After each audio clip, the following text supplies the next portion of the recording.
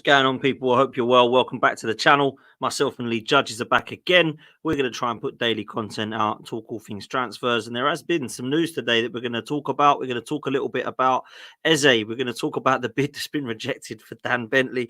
We're going to talk about Tavares. We're going to talk about Nelson. And we're going to talk about some of the other rumours that are going on around the footballing world. Lee Judges, how are you, mate? Yeah, all good. Thank you very much, Dan. And listen, you got it right. I got it wrong. I predicted France in the final. You predicted Spain. You got it right. And I'm going to have to say it, deservedly so. I felt that they were the better team over the course of 90 minutes. It looked like it, though, at the start, 8 minutes in. No, it looked like Mbappe was going to turn up for the first time in the tournament, which I think realistically, if he's the best player in the world, well, you know, I thought he was poor in the whole tournament. I've got to say that. I know he broke his nose, but really, come on. That was a poor showing from him as far as I was concerned.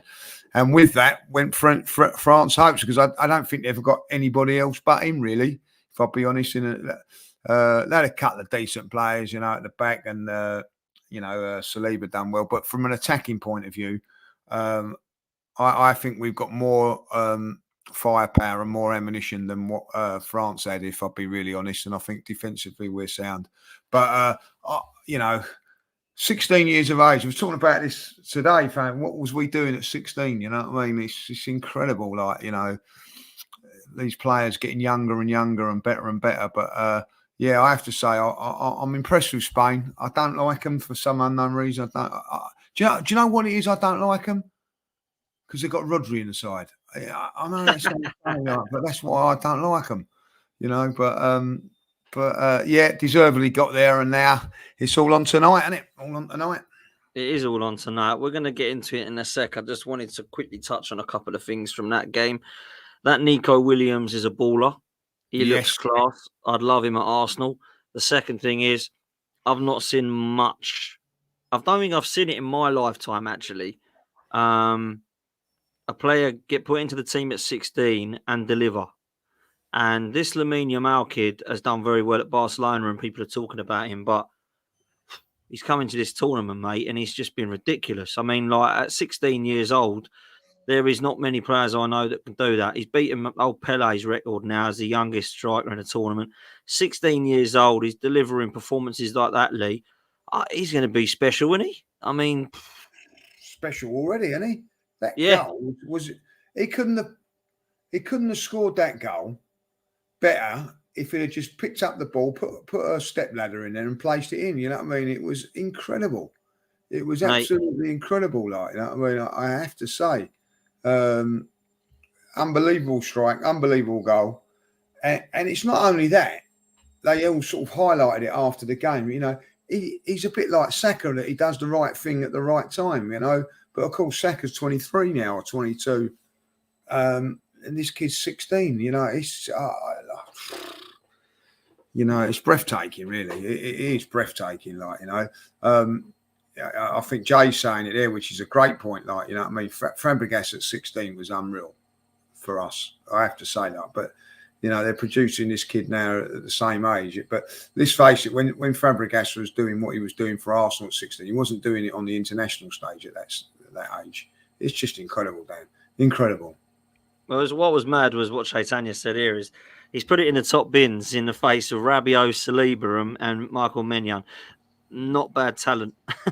No, I have to say that. You know, honestly, what I mean? like, France are a good side. I know they've had a bit of a stinker of a tournament, but they still did get to a semi-final. They didn't really show up last night in the second half, particularly. I thought Spain were well deserved, but this Yamal kid is one that's rightly so taken all the plaudits. But it wasn't just him. I think that Dani Olmo, I'll be amazed if he doesn't get release clause activated this summer. £60 million. That's one that I'd 100% look at. He looks like a very good player. And I remember him in the World Cup looking good. But at Leipzig, very, very good season. And Man City rumoured to be interested in him. But now Liverpool and Arsenal and Chelsea and other players, teams are looking at him also. I thought he was great. And I think he's had a good tournament as well, Lee.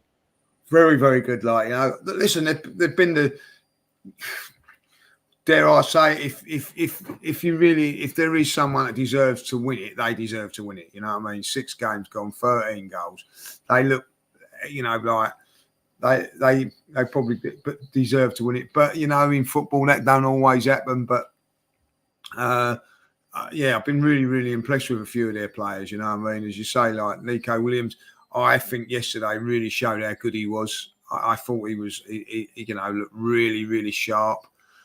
All round midfield, they've got the way they play those little triangles around players and all that. Like, if England ain't on it properly, like, you know what I mean, they could tear us apart.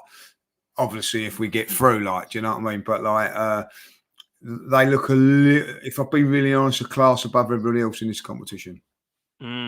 Listen, I must say, I think they've easily been the best, if I'm honest with you, this tournament, and I think they deserve it. I think Fabian Ruiz has been phenomenal in midfield. Rodri, we've mentioned. Mikel Merino as well, a player that Arsenal were linked with, Lee. Real Sociedad midfielder, 6'2", played well, has done well this tournament, scored the winner against Germany, played yesterday as well. Looks like a little bit of a Granit Xhaka type player, don't he? He's not really like one of those Santi Cazorla types where he's low centre of gravity. He's got that stature about him. But he's also not one of those Declan Rice types in the 6 either. He kind of plays in that 8 role. Would you like him? Have you seen enough of him to think he'd be a good signing? I've never really seen enough of him, but what I've seen of him, he looks really, really good. We know, what's the one we've been linked with, begins with Z? Zubimendi. Zubimendi. He ain't even getting a look in this team. Like, this Marino must be like better than him if you look at it from that point of view. I think as well, Zubimendi plays in the Rodri position. And that's a great point. That is a great point. So, and dare I say it, like, without being, I don't want to get a Rodri,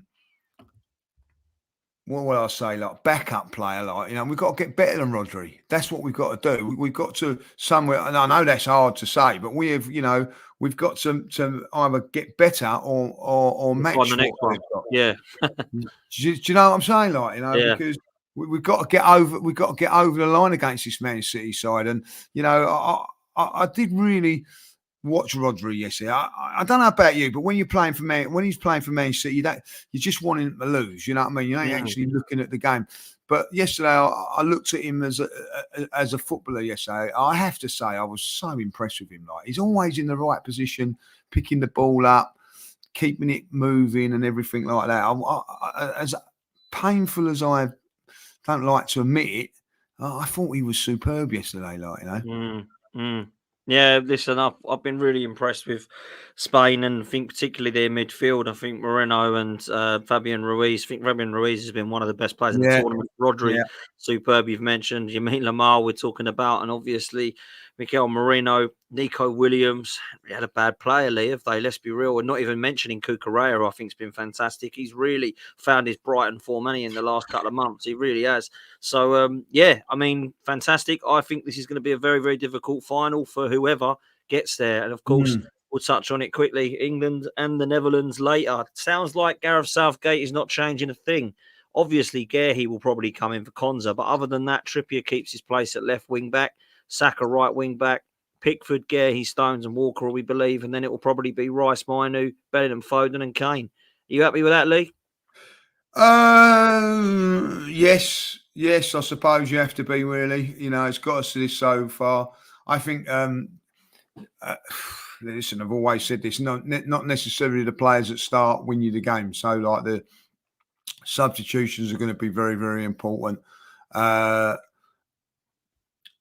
Trippier, there's going to be all those questions about Trippier. Should it be Trent? Should it be Luke Shaw coming in? I think at a certain stage, Luke Shaw will come on. He can't last 90 minutes, so they look to perhaps even that out. Like, I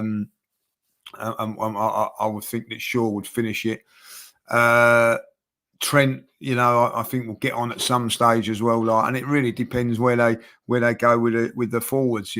I think Harry Kane has got to come to the party today. Dan, if he doesn't, we could be in trouble, because I felt we looked a little bit better when Tony come on. But and it is a massive but. If you're going to go, who would you put your money on, Kane or Tony? I'm always going to go Kane because of what he's done. but it doesn't look quite right. I was speaking to a couple of Spurs supporters the other day, and they have basically said that, you know, they've not seen him as poor as this. You know what I mean? Like, even when he's not scoring goals, he's always contributed. So I think maybe there is a little knock for him there. But we're living in a little bit of hope that the likes of Foden, Bellingham, Kane, them three in particular, I don't think have got nowhere near the levels that they have for their club. Nowhere near the levels for their club. If they can, then all of a sudden we're in a position where we can really like take this tournament from here. I think we'll have too much for Holland. The Netherlands, and I think that we'll win this game. But you know, listen, I was wrong yesterday, so I could be wrong today. Yeah, I mean, I'm with you. I'm not too happy about Gareth Southgate. Doesn't really bother me about the team. I'd like to see Trent at the right wing back, and left will be Saka for me. But Shaw not being fit and Trippier over there doesn't really fill me with any hope. But I don't really think we should be just dumping all these players out. I don't think Kane, Foden, Bellingham, as much as not been good, you know, they can turn it on. But what I would say is that I would like to see in 60 minutes, if it's 0-0 and nothing's happening, change it. Don't leave it until hope we can get a last minute 1-0 win. Great point. Do you know what I'm saying? Because I don't mind you sticking with these players that you trust and believe have got you there, because they have. It's facts. If you get a 60, 65 minutes and it's 0-0, nothing's been created, we're on the cosh a bit, and I don't see anything at all from the manager, he ain't helping himself there, because he's got players on the bench. This ain't likely where he's looking at the bench thinking, I've only really got Lewis Dunk to bring on, and maybe I could fling on Conor Gallagher. Do you know what I mean? He's looking at he's got Tony, boulders, Watkins, Palmer, Gordon. He's the Trent. All these players that you expect and some say should be starting are all available to him. So he ain't got any excuses tonight, Lee. Like, Netherlands are easy to be got at. They do concede goals, although their defence is actually one of their strongest parts of their team. They haven't got much going forward, Lee. You know, Cody Gakpo doesn't do too well for Liverpool, does he? He hardly gets in the first team, and he's their best attacker, along with Memphis Depay, who currently hasn't got a club. Yeah, he's actually a free agent. So for me, we have to do better here, and we have to win in 90 minutes. You know, none of this taking it to penalties and, oh, it's 0-0. We'll keep it safe and, you know, keep it compact so we might win on penalties. I don't want all this crap. We just got to go out there and go blitz them, and I'd love to see that. You know, I don't think we're going to under this manager, but I'd love to see us do it, because we've got the players to do it, you know, and that's what I want to be seeing. So, yeah, watch space tonight, see what happens with England and Netherlands. Spain will be in the final on Sunday evening. So that is going to be a cracker, whoever gets there, that's for sure. So we'll look forward to that tonight. Let's talk Arsenal, though, Lee, because Arsenal are linked with Eze. Now, there's a few rumours, and I don't know how heavy they are or how loosely linked they are. But if you go on Twitter and just put Eze and Arsenal, there's quite a lot of rumours of him or us contacting the agent of Eze to try and look at a potential move. Here it's saying that Arsenal were interested in Eze. Arsenal are showing interest in Eze this window, along with Spurs and Liverpool, who they're trying to beat to get the signature of him. Why is Eze perfect for Arsenal as a left centre midfielder is something I'm looking at now. £60 million release clause is the rumour. This one actually probably excites me more than quite a few that we've been linked with over the coming weeks, if I'm honest with you, Lee. I think this is one that I can definitely get behind. I'm a big fan of him, and I love the fact that he can play in so many positions. But I wanted to ask you, Liverpool, Tottenham, Arsenal, three big clubs. I think that's fair to say. Do you think Eze is going to choose Arsenal over those three clubs? Because they all offer something different. Tottenham can give first-team football. Liverpool could potentially. Arsenal might be able to give him some playing time, but you can't say he's guaranteed to play over the likes of Saka, Martinelli, Rice, Ødegaard, etc. But he could come in potentially for that left 8 role. Do you think he'd be tempted at Arsenal over those three, bruv? This is an interesting one now, because I've been sort of following a little bit of this today, like, you know, and I've been, you know, like all these rumours sort of coming in. Maybe they've had to change their attack, because it seems to me, what I'm reading and what I've looked up on, that Arsenal were definitely 100% going for this Sesko. They thought that they was going to get him down, like, you know what I mean? Like, for whatever reason, it hasn't panned out. Now, normally when Arsenal go into do their research and do all their diligence work and all that, like, they get their man, you know. But it looked like to me that Sesko was the one that they really wanted. So they've had to come away from that now, and it means that they've not really got what I can understand a definite striker option now. So it does look like they're probably going to go down the wider option of a wide. They need to get someone. So now it's looking like Eze could be the perfect choice because of that, as you say, release clause. So this one could have legs now. Something's going to go with it, because it does seem to me, what I've been reading and what I've been looking up on today, I've been doing a little bit of research today for the show, that they put all their eggs really into the Sesko basket, and they thought that they got it. That's the one that they thought that they'd got. I think there was some positive talks between him and Arsenal that he was going to come, and for whatever reason he's changed his mind, and that has left Arsenal not in a difficult position, but a position where they're having to change. Listen, in the transfer window, you have to do that at times. They've done it with Trossard last time. They've probably done it with other players, so it's not the end of the world, and looking at what Sesko done in the Euros, don't really go too much on that, because if you do go on to that, as you said, look at Cucurella, you wouldn't have got, you won't go near him if he was playing in the Premier League, but in the Euros you'd be all over him like a rash, saying he's the best left back in, when you're saying left side of defence, you'd be going, let's get him in, but it's not necessarily the thing. So I don't go too much into the form of what he done in the Euros, but if that was the one that Arsenal wanted, I would have backed it. But listen, I think Eze now could be a solution, Dan. I really do, because it's not our first choice striker, but you ain't turning around to him and saying, look, we're gone for Nico Williams, we couldn't get him, so we're coming for you. Do you know what I'm saying? It's sort of like it's just changed the strategy a little bit. So I think he's going to go somewhere. Listen, Arsenal are a big, as Kevin used to say, the knock when the Arsenal knock is a different knock to anybody else. So I've always believed in that as well. So if Arsenal do come knocking, it could well happen. The Liverpool one, I think could happen, but then it depends. Does he want to move up to Liverpool? I know that people, if he was to stay in London, then obviously Arsenal and Spurs. Are we a more attractive offer as a club now than Liverpool, Lee? Do you think? Yes, I think that it's evened itself out. I think that I always think that Liverpool's a big draw.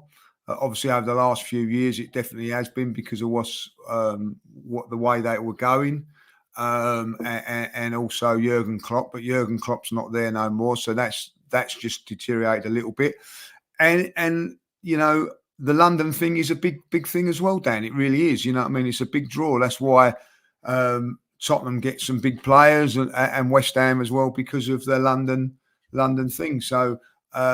I'm not saying that London's the be and all, because I really like Liverpool and I like Manchester, but there is a draw of London. I think the one thing I would say about London to Liverpool and Manchester, you can lose yourself in London as a professional footballer, famous player. You can lose yourself. Not so much in Liverpool, not so much in Manchester.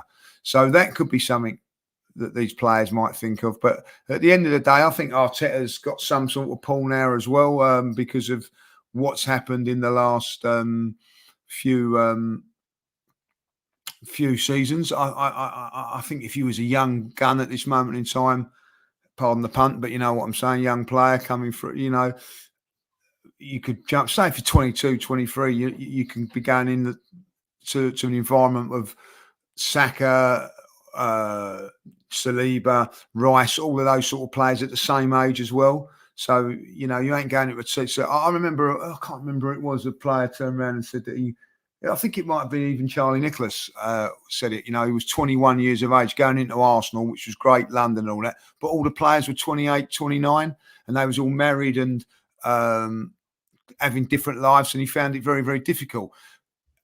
Someone coming in now, they're all of the same age, White, all, Shinchenko, you know what I mean? Like, I think the oldest one's about 28, 29, so I think it's a real pull that, so, and at the moment, dare I say it, and I don't mean to be disrespectful to Liverpool, there's a little bit of uncertainty because of the Jurgen Klopp. Look what happened to Arsenal after. I know it's not the same length of Wenger and Ferguson, but listen, this is the manager that was elite, got things into place and won things for them.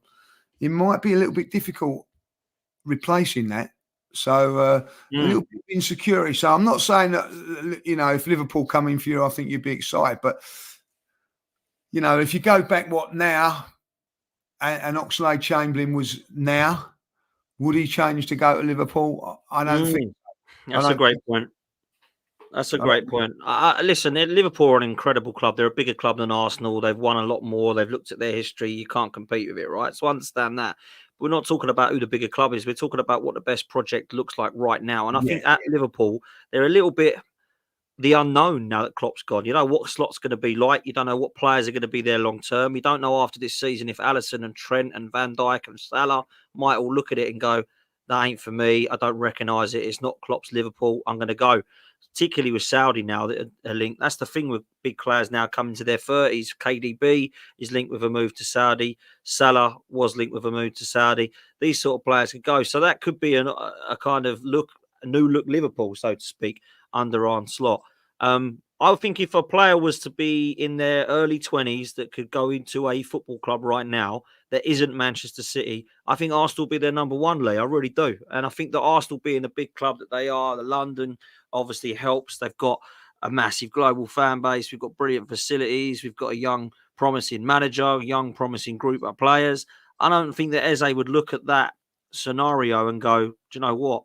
That's something that I'm not interested in. I think he would 100% lap it up. And if Eze walks into Arsenal and he's surrounded by the likes of Saliba and Ben White and Saka and Martinelli and Ødegaard, all similar age categories to him, he can then grow and mould into that future. So I think it would be a really good move for him. Obviously, the price is set. We know it's £60 million release clause that Tottenham, Arsenal and Liverpool are going to have to release if they do wish to do so. But I wanted to ask you, Lee, about Eze. If we get Eze in, do you think Eze comes as the winger, or do you think Eze comes and we might get a winger on top of Eze because Eze might play a little bit of everywhere? Does that make sense? Do you think that Eze might be the winger we get, or we might get, let's say, a winger plus Eze and use Eze more in the midfield as a kind of left eight, or maybe an Ødegaard sort of competitor? What's your thoughts, mate? Well, that's a great question, if I'll be honest, Dan, because this is the thing about him. He can play in 3 or 4 different positions. And that's what football is probably about now, So, listen, how can I put this? Eze, will be saying say if he is having a conversation with Arsenal, he would be saying, where am I going to be playing? Probably the same sort of conversation that Havertz had last season. Where am I going to be playing? Do you know what I mean? Do you see what I'm saying? And all of a sudden, Havertz was sort of, well, you can play here, play it, and then he found his role. That could be what could happen to Eze. Well, you're going to be coming in as this player, and you could end up being this type of player. So I think that may be something to do with it. When I've watched him for Crystal Palace, he seems to be out there on the left. When I've seen him playing for England, he seemed to be out there on the left. Looks like he can carry the ball which is something that I think. Do Arsenal really have one of those carry? I think Martinelli does it and Saka, but from midfield, listen, they can certainly Reiss can do it, but do you know what I'm saying? They can all do it, but he just seems a little bit more comfortable at doing a lot. They want to pass and all that, so it gives you a different outlet. And maybe Eze may be saying to himself, and I no disrespect to Martinelli when I say this, well, he ain't had a great season, so I think maybe I can get his position. Listen, I play when you sign for clubs, you do look at that and you think like, well, when am I going to come in? Well, I'm better than him. He's done well, but I know that I can. That's Fancy where my I'm going chances to against him, like you do. You know what I mean? So you have to back yourself somewhere along the line, and when you're going to go to. Listen, if you're going to go to an Arsenal, you're going to go to one of the big clubs, Man City, Liverpool, Manchester United, and Chelsea and Tottenham and teams like that. You're always going to have competition, Dan. There's always because if otherwise they're not going to be a top team. So you've somewhere along the line you have to back yourself. Now, if you're playing for the likes of Crystal Palace or a West Ham, and I don't want to disrespect them teams when I say that, you know you're going to be starting games. But when you go into those Champions League clubs and that, it is more of a squad than a starting 11. Do you see what I'm saying? Like, I'm not being overall. Like, if you're out of Europe, you've got 38 games. You know you're going to be playing in most of them. When you're playing 50 games, you know there's going to be rotation. So it's really where he's going to back himself. And at the end of the day, you could say, right, he might start off as a wide left player, but he could end up as the number 8. I don't know. But that's what could happen.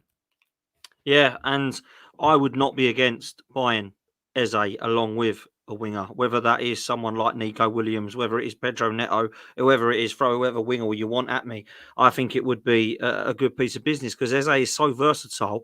You wouldn't put it past Saka and Ødegaard need a rest. In come Eze and Neto. Do you know what I mean? That is what you sort of want. That's the competition you want because otherwise, as we know it now, it would be Nelson and Vieira coming in.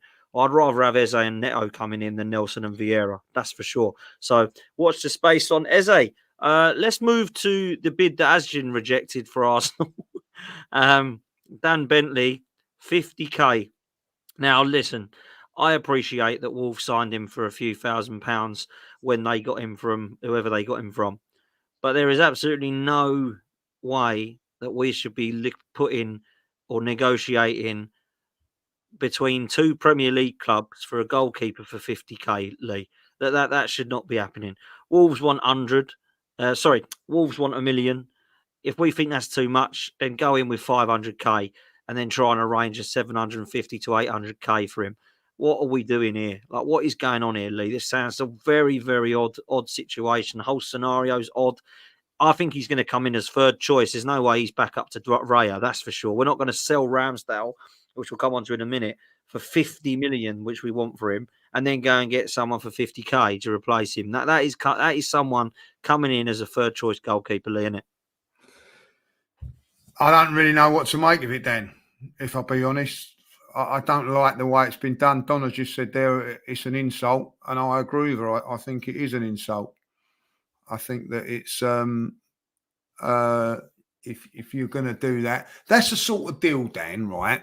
If I'll be really honest, that you don't hear about. You just pick up. You just pick up. Like Arsenal have signed the goalkeeper. Who? How much? When they do this? Not all this, in my opinion. In my opinion, like, third choice goalkeeper, even if you're the backup goalkeeper, like, 50k. What's all that about? Is you know what I mean? Like, I'm sorry. Is Tammy right when he said 50k? Or was it 500k? Have I misread that or whatever? Because I think it was 50k as well. Like, and I thought, well, that can't be real. I like this comment from Robert here. You can't get a real Bentley for 50k. Yeah, you can't. You can't. It's exactly right. You know what I mean? Like, I'll tell you what, I'd probably do better, like putting the Bentley in front of that goal than him as well. Like, so listen, I think that now I'm not. I'm not into that. I'm not impressed with it, Lee. I don't want to. I don't like to criticise the club, right? And I don't. But when they've just put up all of our season price tickets, and we're all scrimping and saving because it's gone up quite a bit, then. You know what I mean? Like, depending where you are on the season tickets, it's not cheap. And they go and do that. Doesn't sit right with me. It don't That's sit right all with I'm me saying. either. And I did a show on it earlier, and a few people in the chat were getting the wrong end of the stick and going, "Well, this is what we should be doing. They only paid 35k for the lad, and blah, blah." Because someone's paid 35k for someone, that doesn't mean you give them another 20k. You say to the club, "We would like to sign your goalkeeper. How much are you looking for?" They say a price, and you go in with what you believe him to be worth. Now, at 50k, there is no way you should be believing that that goalkeeper should be worth that. And if he is worth that, we should be going nowhere near him, mate. Yeah, because there is no way you should be going for a League Two Conference League 50k goalkeeper and put him in the Arsenal squad. That just shouldn't be happening, in my opinion. So, look, I don't really know what to think of it either. I believe he'll be a third choice goalkeeper if he was to come in. So it doesn't really bother me. I'm not going to lose too much sleep over this one, whatever happens, because the worst case scenario is we buy him for £1 million, put him on a few £1,000 a week, and he sits in our reserves for the rest of his career. That is what's going to happen. But it's just a little bit bizarre and a little bit of an insult to the player and to the football club, in my opinion. Dan Bentley must be sitting there going, "What's happening here? Arsenal interested in me, are they? Yeah, they only want to pay 50k though." He must be thinking, "Crikey, do they really want me?" That to me is bizarre. It really is. No wonder they knocked it back straight away. I bet they couldn't believe it. 50k. When have we ever bought a squad player for £50,000? Has it ever happened in the history of the sport of the Premier League? Have we ever bought someone for 50k? Like, real talk, unless we've got them for free transfer. Have we Do you ever know? signed someone for less than that? Do you know what I mean? It's mad, isn't it? Do you know what? I think we signed Perry Groves for 50 grand. Well, there you go. Back That's in how the long day. ago. It turned out to That's be how a long very ago. good 50 grand. I'm not saying it weren't, but we're talking what? 86? You know what I mean? Like when you think about 50 grand, then Charlie Nicholas was a record signing for Arsenal, 900,000 pounds. So do the maths, work it out from there. Yeah, there you go. That's it's not very nice, like, you know what I mean? Well, I was born in 1987, so there you go. So you don't remember that sign? Is that what you're saying? I don't remember Perry Groves signing for Arsenal. I remember him playing for Arsenal very vaguely. Nah, I don't can't think remember of him it. signing. I don't remember it. Perry who? Yeah, I don't think I remember it now. Like, you know, Don't be giving me that. You definitely remember. Listen, I will say that this one will probably end up getting done, and we'll get no one will lose sleep over it. But it just does seem rather odd, doesn't it, that we got two Premier League clubs here negotiating over a 50k goalkeeper. It's very bizarre, but there we go. Let's move to somebody, Lee, who has left the club. Well, hasn't left the club, actually. Is looking to leave the club and is set to leave. Nuno Tavares, as everybody calls him. We are looking to get rid of him. Lazio very much interested. Ajax were showing some interest, but Fabrizio Romano a few hours ago tweeted out that Arsenal have accepted Lazio's final proposal to sign Tavares on loan with an obligation to buy with a fee around 7 to 8 million euros. Arsenal will also have a sell-on clause, and negotiations are ongoing with his agents on personal terms. I like this, Lee. I like this because I feel like we're potentially getting what we paid back for him, roughly. He's not really worked at Arsenal. And I will say, I don't know if you remember this, but when Tierney got injured, Tavares come in and actually looked really good when he first signed at Arsenal. A lot of people were saying, remember Robbie talking to me, going, does Tierney get back in? I always had doubts over him defensively. Going forward, he actually had some quality about him. So if they want to play him as a left winger, maybe he's got something. But I don't think defensively he's been good enough. It's not been a signing that's worked. He's going to go on loan, potentially be sold for between 5 and 7 million euros, which is, I think we bought him for 7 or 8 million euros. Not really a bad bit of business, this one, Lee. Hopefully this one will go through and Tavares will be off, mate. yeah. And listen, I thought he done very, very well when he played for Marseille for that season. You know, in the Champions League, he done really well. If you can't get in the squad or even a game on the back of that, then you ain't going to get into the Arsenal team. That was 2 years ago. On the Arsenal improved on that, by the way. If you can't get on the back of Forest team, could he? Couldn't get in the Forest. You can't get in the Forest team. You know, which, you know, I quite liked him as a player. You know what I mean? But just not. You know, at the end of the day, sometimes they work out, sometimes they don't. He done very, very well for Marseille. And at the end of the day, he probably should have forced a move to go to Marseille when you found yourself doing really, really well. But no, not all these Portuguese players work out, do they? Like, you know what I mean? Just saying, like, you know. So, listen, I'm glad he hopefully. Like, listen, Lazio's a big club. You know what I mean? So, I think his agent's done well for him. I really do think his agent's done well for him because he didn't do well for him last season with the Nottingham Forest one, by the way. I don't know if they make a joint decision when all those moves come in, but yeah, you have to say good luck to him, and it just, you know, wish him luck. You know, that's all you can do, really, Dan. And you can't really do no more than that, like, you know. Absolutely. Big up to Mark. Says in the last 2 loan spells, we've actually made money on him. I totally agree. I think when you look at it, actually, it's a good bit of business. And Lazio's a decent move for him. I hope he does well there. I've got nothing against Nuno Tavares. It's just not worked out. I think him and Lokonga are in a similar situation where they need to go and try and find game time. And it looks like loan with an obligation is the best option for both of them. So hopefully they can go and have a good season at Seville and Lazio. The other player that's rumoured to be moving is Reiss Nelson, Lee. I think he's pretty much come out and said that he'd like to find another club in first team football, which I totally understand. I love Reiss. I think it's great that he's a proper gooner, loves the club, but he does need to go and play first team football. He's had a couple of loan moves which have been fairly successful at Hoffenheim and Feyenoord. Nothing to write home about, but did okay there.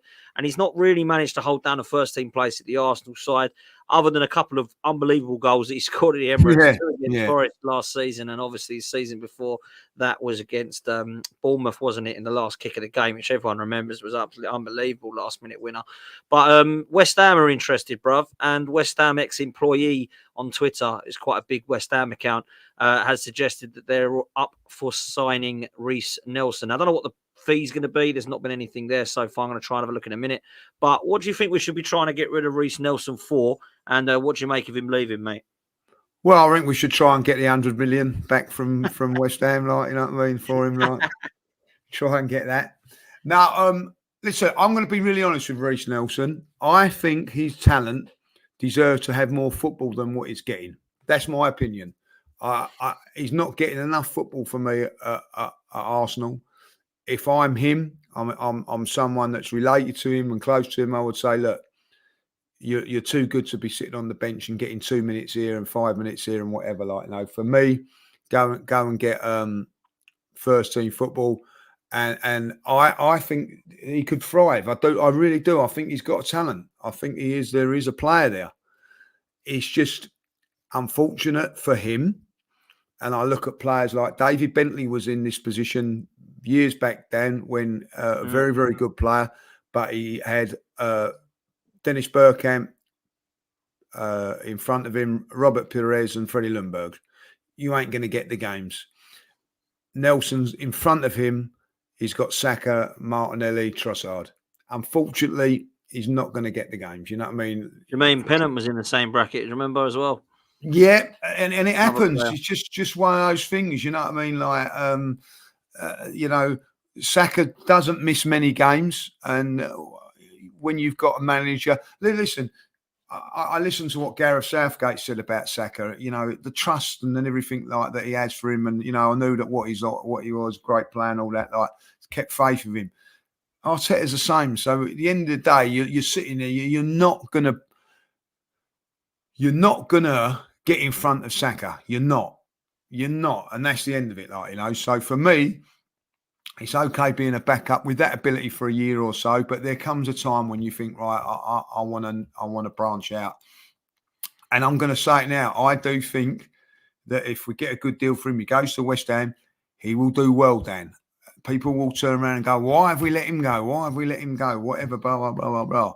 I just think that circumstances are that his talent deserves better than what he's getting, and it's just unfortunate. And that happens in a lot of times in football.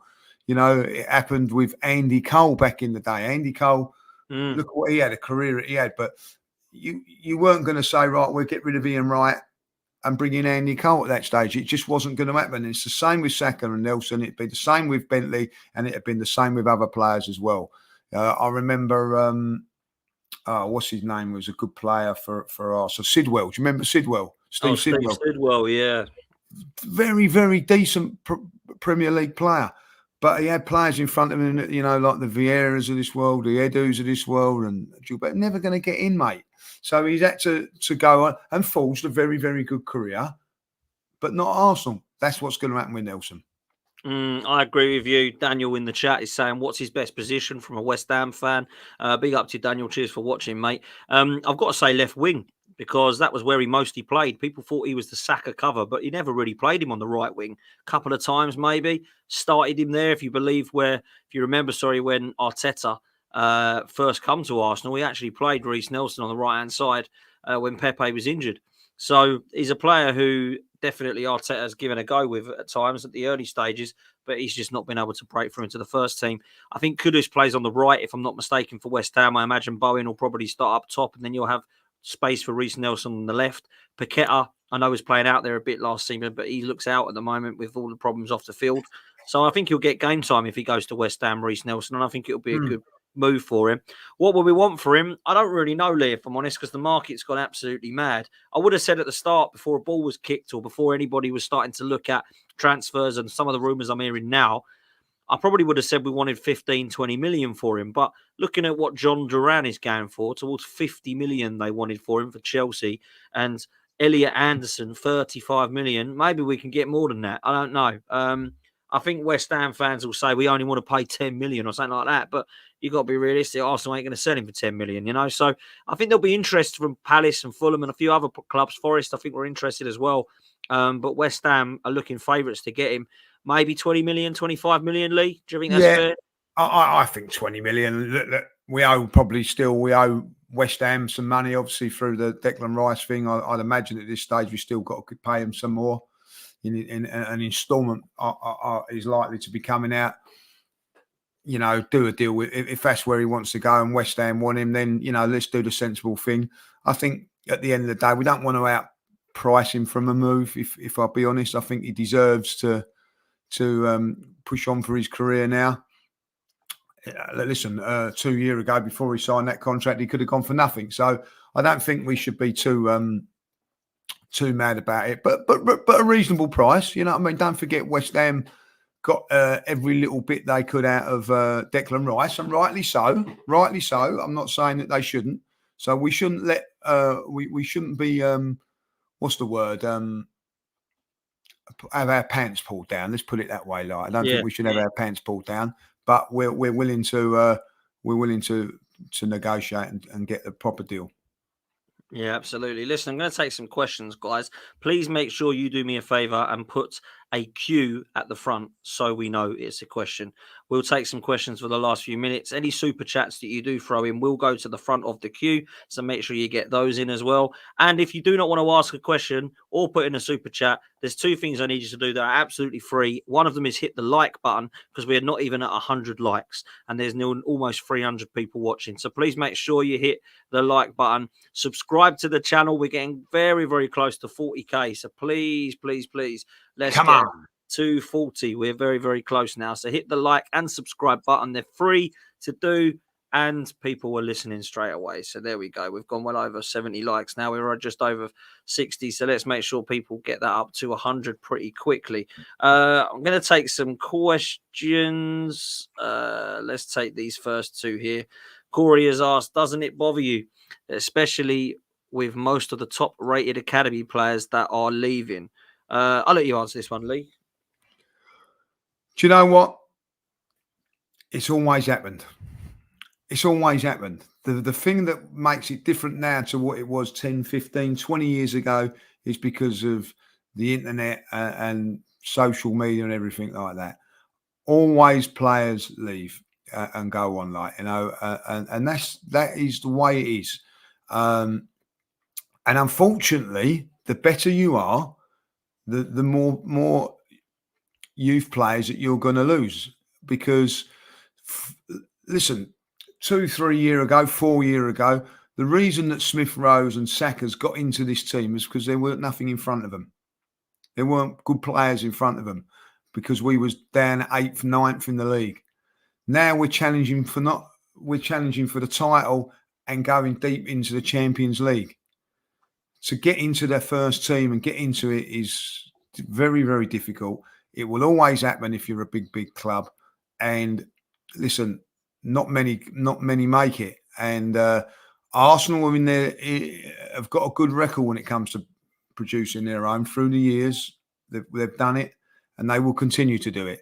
But there will always be ones that will go. And at the end of the day, good luck to them if they succeed is my motto to that. But that is what it will happen, Dan. I'm sorry. That's how it is. No, I agree. It's always happened, and it's always, you always get the kind of sentimental, don't you? Oh, that's a shame. But I've honestly hold my hands up and say there's not been many that I look at and go, God, that's a shame he left. Maybe Serge Gnabry, but he has not really gone on to, win World Cups and Champions League so much, has he? He's done very well, don't get me wrong. But other than Serge Gnabry, how many other youth academy players have left where you thought that was a bad decision? Look at what he's gone on to do now. Is there many, Lee? I don't know. Can you think of many? Listen, Andy Cole is one, but at the end of the day, I'd have to say that. Listen, they've all gone on and had good careers. If you play for Arsenal, you're going to get and do a good career. Listen, they played Wanyeri, and give him, and he might be the one that comes through. There's no guarantees of that, though, Dan. There's no guarantee. No. The fella that played has gone to Brighton now. Cozy Dubry. He played a couple of games for the Arsenal, but is he going to get in place of the ones that they're not? You know what I mean? Like, I can't remember too many. There might be a few where people will say that have gone on and done well from it, but not very many. Not very many. They've all had good careers. Of course they have. You know what I mean? Like, if you play for Arsenal, if you have an apprenticeship and go through the Arsenal academy, you're going to get somewhere to play football. Yeah, facts. That's a fact. That's a fact. Absolutely. No, it is. Listen, I'm going to take this one from Nifin, who says, would you take Vitinha from PSG, Portuguese international? Mate, if he was available, yes, I would. I think he looks an absolute baller, and I can't believe that we went for Fabio Vieira instead of Vitinha, because he was definitely the better option. He looks a baller. I'm a big, big fan of him. I think he's been fantastic for PSG, and I do think that for his country, he's going to be a baller as well. So, don't think he's available from what I hear. I've not heard anything to suggest that he's available. Just reminds me of a very solid player that looks like he's got that extra bit of class on the ball. So he would be a good option for sure. I'm going to ask this one for you, Judge. I'm going to ask it. I shouldn't really, but it did make me laugh. And I want to kind of know. Chris has asked, what year did you go bald, Judge? What year? I think I was. I tell you what. I was starting to go. Right. And I'll tell you where. Do you remember? Maybe like early-ish 30s, right? 31, 32. Do you remember, like, used to go into, and I'll never forget it, it was like Marks and Spencer's, or it was one of those sort of shops, you know what I mean? As you walk through, they had those mirrors on the top, do you know what I mean? Oh, yeah. And as you look up, I looked up and I thought, what's that little 50p on my head like? You know what I mean? Like, and I've gone, Jesus Christ. I started combing it over and all that, like, and, I then went away. I was in America, I think I was, and I wasn't. I just think, like, do you know, like, I'll tell you what it was. I was going out for a night, and it was like 15, 20 minutes just placing my hair, a bit of hairspray on it, like, do you know what I mean? And in the end, I went, sod all this. I'm going down to the barbers, and I just went, shave it all off, mate. Like, and he went, you sure? And I just said, it won't come back. Yeah, well, basically, that's what he said. Like, you know what I mean? This is your last time you're going to have hair, son. Do you want me to do it? And I went, just do it. Like, you know what I mean? So, and that's it. Never look back. Like, you know what I mean? So, but I'll tell you something now. I would have. They had a thing on AFTV. I'll tell you this now in confidence. Like, they got sponsored with the old Turkish air people, and they asked me if I would be interested in having a transplant. And not now. You know what I mean? Like, I wouldn't do it now. But if it was now, back that day when I was going like that, I would definitely have had it done. And no problems about it. And I can tell you this: one of my mates who's about I played with him in goal. I'm not going to mention his name. Fantastic goalkeeper he is as well, or was back in the day. He was quite bald, and he's gone over to Turkey. Yeah, it's not the only suntan was not the only thing he come back with. Damn, that's all I'm saying. Like, you know. And he looks 10, 15 years younger with a bit of hair on his bonnet. Yeah, it's crazy, isn't it? It's crazy. Like, I must admit, like, you know, because obviously I was the same. I was thinking I'm losing my bloody hair here. What do I do? I was 34 at the time, 33, 34 at the time. Definitely before that, I started going bald. Like you said, you did in your 30s. I was the same. I hit 30 and 40. Yeah, it's starting to lose now. What do I do? And I thought I either shave this off because I still had enough to shave and see what it was like, or I go and get something done. And I thought, you know, I shaved my hair off, and I thought, yeah, I could probably do that, but it's going to get worse. I miss my hair. I've got to go and get some hair back. So that's why I did it. But I mean, a lot of people are doing it now. Is they reckon it's one of the most popular bits of work men get done now, you know. You only got to look at Gabriel. Look at him. Yeah, Rob Holding. I'll tell you what, I remember like, what is it? Townsend, right? You know what I mean? Playing for Crystal Palace, like, and I looked at his hair and I thought, Jesus Christ, he's got a tower block on it now, like, you know what I mean? It was unbelievable. You know what I mean? Like, it was, you know, so like, it's incredible how you do it, like, you know what I mean? Like, listen, you know, like, I'm not one of these guys. You remember, like, I remember one of my mates then, like, you know what I mean? He called him Baldy. He'd get the hump about it really bad, like, you know what I mean? Like, you know, I want to fight everybody and everybody like that, you know? But it never bothered me. You know what I mean? It's never like someone calls me, you know, you baldy old git or whatever like that. Well, yeah, you know, that's what it is. You know what I mean? I'm not. I can't say I'm not. You know what I mean? But some people are very very. I'm going to tell you a very, very funny story, right? And we'll leave it at the end of this on this funny story. I'm never ever going to reveal, but I played with a fella that played football, right? And he put some sort of, I'm never going to mention his name, but he'd wear a headband, right? And then it was like a polish sort of thing on his head, like, you know what I mean, to make him look like he had thicker hair. And when we had a shower and all that, he never had a shower, right? And one day we was playing a game, and it got a bit, you know, a bit fruity, the game, like, you know what I mean. And he's had a fight with someone on the pitch, like, you know, and he had a couple of punches, and he just grabbed hold of his head like that, and he pulled his way, and he had all this black polish on his arm, and he's gone, what the hell's that like? You know what I mean? And my mate's gone piling in, like, he lost it, like, you know what I mean? Of course, like, you know what I mean? Like, anyway, you imagine it, like, after the game, like, he's in the shower, this bloke, like, you know, he can't get it off. I can't get this off, like, you know what I mean? Oh, mate, so that's what I mean. You've got to shave it all off and embrace it. Let it go. Let it go. But there were certain people that wouldn't. They put this spray thing on and try different chemicals and all that, like, you know what I mean? And fruit polish on their heads and all things like that, like. But no, like, you know. And then, like, the ultimate one is, you know, when you see people out with wigs on and things like, come on. Nah. Come on, like. But you get that spray stuff now that apparently it sticks to your head. It makes you look better. Like. Yeah. But that's when you got hair, not when you got bald head. You can't put anything on that, can you? Just let it go. Yeah. Embrace it. Tattooed on, you know, like. Oh, no, none of that. Yeah, he's done all that, but that don't actually look so bad. But you can't be. You just got to deal with it. Yeah, that's the way. Chris says, turns out this would be a great question. Absolutely, it was a good question. That's what. Did you fly with Air Turkey? That's a very good one as well. Did you fly? Excellent.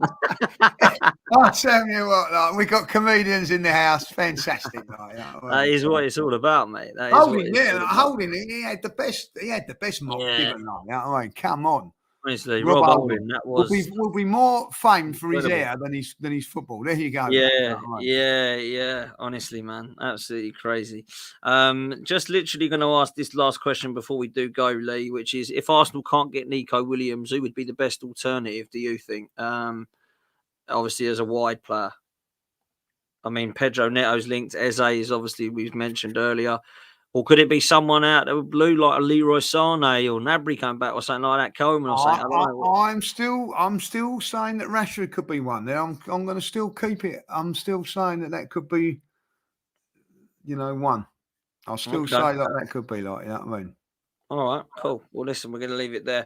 Absolute legends. Thank you so much for your questions. Thanks for your comments. Thanks for your interaction. Thanks for hitting the like button. How many likes are we on now? We should easily be over 100, but we're not. We're still not there. Come on, people. Hit the like button. That's all we need you to do.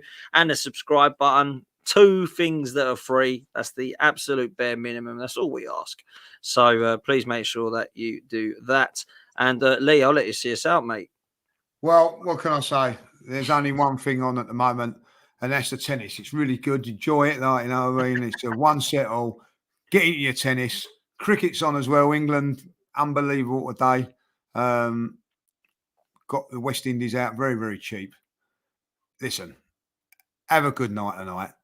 And one thing I will say, beer is for drinking. Don't throw it everywhere.